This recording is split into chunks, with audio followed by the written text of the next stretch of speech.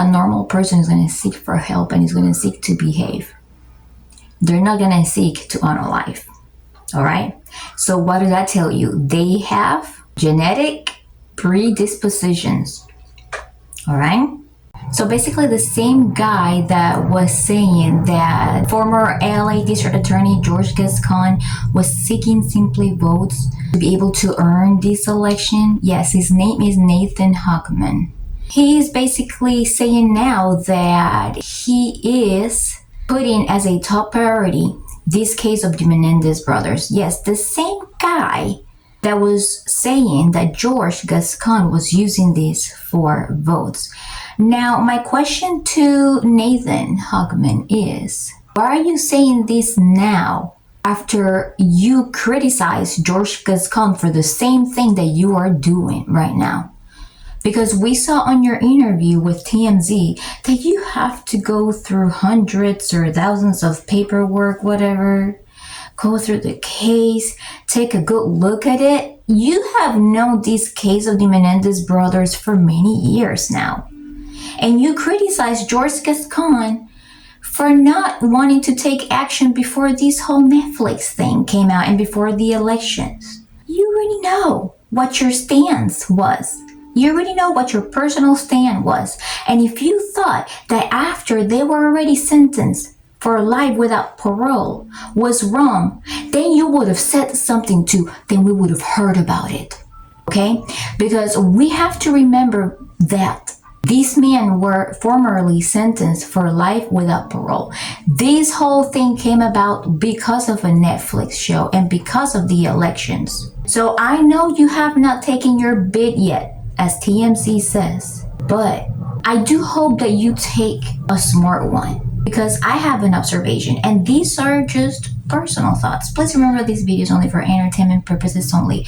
What you hear in this video may be alleged, may be my reaction, may be my opinion, maybe just simply my assumption.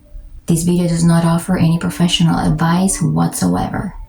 No professional legal advice, no professional mental health advice, no professional life coaching advice, no professional medical advice, no professional financial advice whatsoever. By no means I am saying that they were not abused. I know that the Menendez brothers were abused as far as their claims go, right? I am choosing to believe, okay? Not because I have to, because I have not seen a concrete evidence, but I am saying this based on the fact that this was a premeditated unaliving. And a lot of people laugh off every time I say unaliving. I say it because it's language that you have to use on YouTube videos so that you don't get demonetized, okay? So you can stop laughing now. All right. They committed premeditated unaliving, all right? Number one, they chose to go shopping, whether they wanted to psychologically forget about what they were going through. That's no excuse. There's no justification for unaliving two parents. And there is one included also that shouldn't have been mixed up in this situation, in my opinion. I'm speaking about the mother. But anyways, there's no justification for unaliving. Now, that's my opinion. Premeditated, cold unaliving. All right? Now, let's talk about this too. Let's consider this. If you recommend this now, just as George Gascon recommended their release, in whichever way, whichever method they use for them to be released, whether it's resentencing, whatever, know that when these two brothers come out of those four walls, the very first instance that they mess up, people are going to start coming for you. And they're going to say, it's on you, honey. It's on you. Because you can say, oh, yeah, you know, after they finish so many years, yeah, they have done enough time, whatever. They did something. Let's say you think like this, for example. They did this out of desperation. They have exhibited a perfect behavior in prison, considering they were monitored and video recorded the whole entire time, right? Remember that you don't know how they're going to act when they're not being monitored. Okay. Let's say one of them messes up domestic violence, because remember that they're planning on moving in with their wives, whatever. All right. You have to remember, if they did premeditated unaliving, that's not normal. From a psychological standpoint, and I am not a doctor, but I'm just going to say my opinion, a normal person is going to seek for help and is going to seek to behave.